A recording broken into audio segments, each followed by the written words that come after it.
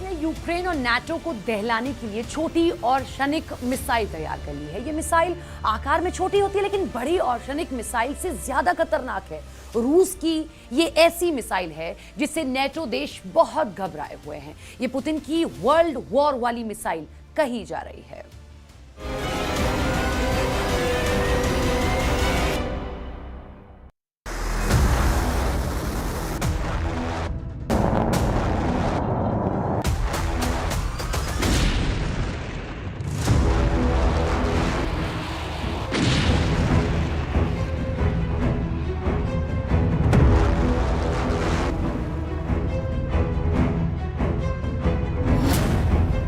क्या पुतिन छेड़ देंगे तीसरा विश्व युद्ध?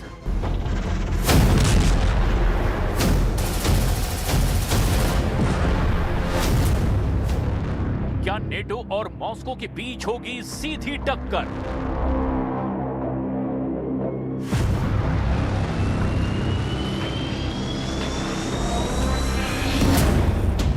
क्या बैटल ग्राउंड में टिक पाएंगे ज़ेलेंस्की?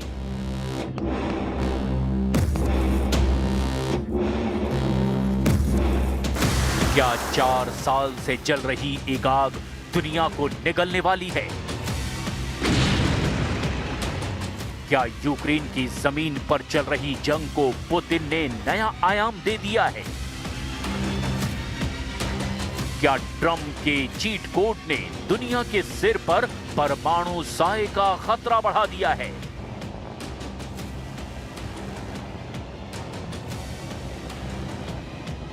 यूक्रेन के राष्ट्रपति व्लादिमीर ज़ेलेंस्की के ताजा बयान ने अब दुनिया भर में तहलका मचा दिया है।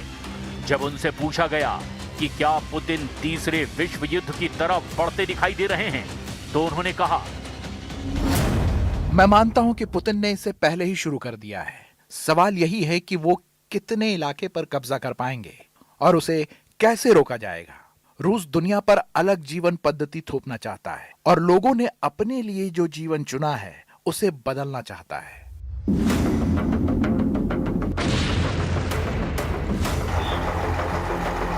कीव पर हमले की ये वो तस्वीरें हैं जब मॉस्को ब्रिगेड ने सीधे कीव को टारगेट पर लिया।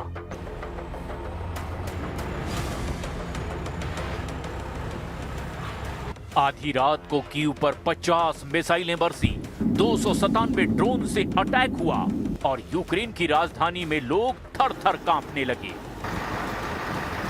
Вийшла, звичайно, на вулицю і побачила, що дуже палає будинок. І, зрозуміла, де це.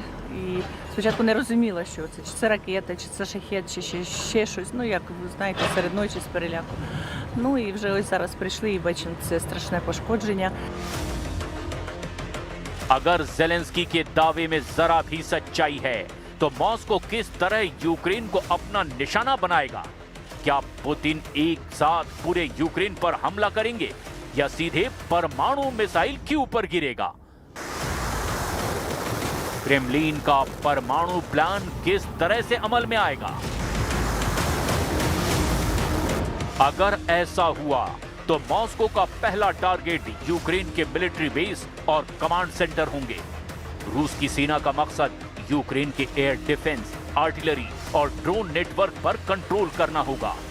ऐसा करने से बैटल ग्राउंड पर रूस की सेना तेजी से कीव की तरफ कूच कर पाएगी। दूसरा टारगेट रूस की सीमा के नजदीक नेटो देशों के सैनिक और हथियार हो सकते हैं, लेकिन ऐसा करने से पहले क्रेमलिन जंग में नेटो की एक्टिव भूमिका को आंकना चाहेगा। तीसरा टारगेट यूक्रेन की सप्लाई लाइन और ट्रांसपोर्ट सिस्टम होगा। निशाने पर हथियार, ईंधन और गोला बारूद होंगे। मकसद यूक्रेन की तरफ से लड़ी जा रही इस जंग को धीमा करना होगा। चौथा टारगेट यूक्रेन के ऊर्जा और बुनियादी ढांचे होंगे। गैस और तेल डिपो, पावर ग्रिड और बंदरगाह पर हमले से यूक्रेन पर राजनीतिक दबाव बढ़ेगा। समर्थक देशों पर आर्थिक दबाव बढ़ने से रूस के खिलाफ रुख नरम होगा। पांचवा हमला साइबर अटैक के रूप में हो सकता है। किसी भी देश के सूचना तंत्र को कंट्रोल करने से वहां के नेतृत्व को काफी हद तक कमजोर किया जा सकता है। अब सवाल यह है क्या टीम क्यू इतना सब कुछ झेलने की ताकत रखती है?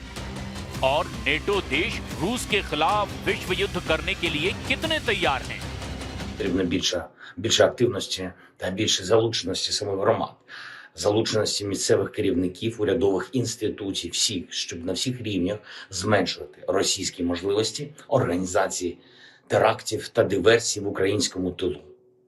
У нас є дані розвідки, що росіяни збираються і надалі робити такі речі, такі фактично напади на українців. Треба більше захисту для людей.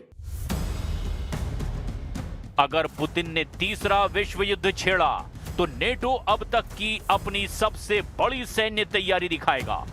सैकड़ों फाइटर जेट और बम वर्षक विमान पूर्वी यूरोप में आसमान में तैनात हो जाएंगे। एयर डिफेंस सिस्टम अलर्ट पर होगा और रूस की हर मूवमेंट पर नजर होगी। पूर्वी यूरोप में नेटो देश अपने सैनिकों की तादाद बढ़ा देंगे। पोलैंड से लेकर एस्टोनिया, लातविया और लिथुआनिया तक नेटो अपनी फॉरवर्ड ब्रिगेड को मजबूत करेगा। एयरक्राफ्ट कैरियर और नौसैनिक बेड़े ब्लैक सी और भूमध्य सागर में पोजीशन लेंगे। समुद्री रास्तों पर पूरा कंट्रोल करने की कोशिश होगी। साइबर वॉरफेयर एक्टिव हो जाएगा। रूस के नेटवर्क, सूचना तंत्र और डिजिटल इंफ्रास्ट्रक्चर पर जवाबी हमले शुरू हो जाएंगे। मतलब अगर जंग बॉर्डर से बाहर आ जाएगी तो जवाब भी चारों तरफ से आएगा। नेटो सिर्फ हमला रोकने की कोशिश नहीं करेगा, बल्कि रूस की सैन्य क्षमता को सीमित करना ही असली मकसद होगा। सप्लाई रूट पर दबाव बढ़ेगा और आर्थिक प्रतिबंध और सख्त हो जाएंगे। आसमान में वर्चस्व की लड़ाई होगी, समुद्र में नाकेबंदी की रणनीति बनेगी और साइबर स्पेस में अदृश्य जंग तेज हो जाएगी। यानी हर हाल में टकराव फैलता जाएगा।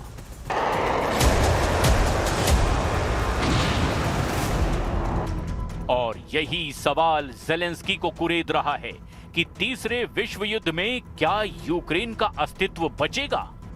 क्या ऐसी संभावना है कि किसी भी हाल में तीसरे विश्व युद्ध को टाला जा सके? क्या अब रूस को किसी तरह कीव की तरफ बढ़ने से रोका जा सकता है?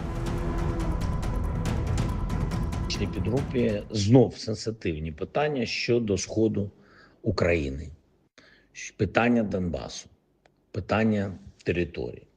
Тут поки що конструктиву не знайдено.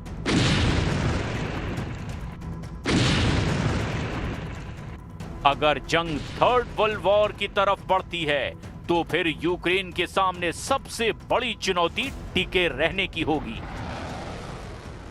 लगातार मिसाइल, ड्रोन और जमीनी हमलों के बीच एयर डिफेंस और गोला बारूद की कमी यूक्रेन पर भारी पड़ती जा रही है।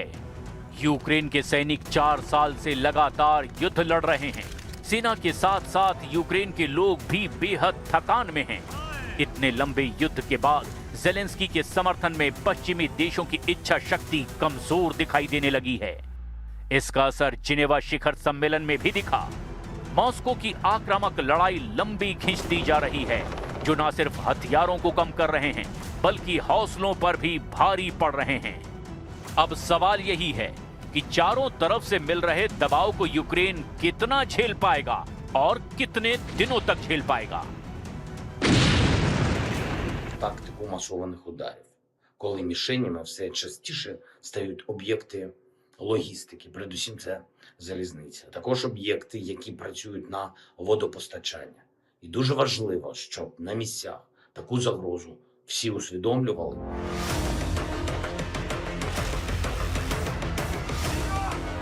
युद्ध अब सिर्फ नक्शों पर खींची लकीरों का मामला नहीं रहा। ये शक्ति, धैर्य और राजनीतिक इच्छा शक्ति की अंतिम परीक्षा बन चुका है।